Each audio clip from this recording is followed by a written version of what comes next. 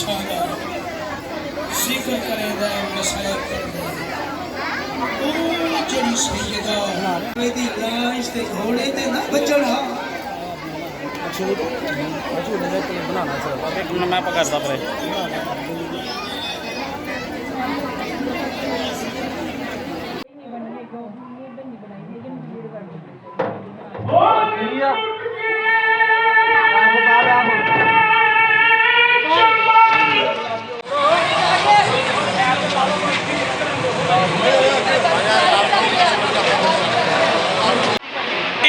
वसीला है जिस वसीले नाल मुहम्मद जवान हुंदा है। पढ़े लिखे लोग तशरीफ फरमा मुहम्मद जवान कर हुसैन बादशाह दा जिक्र करेंदा मसले पढ़दा छोटियां छोटियां भेड़ां दी छोटी छोटी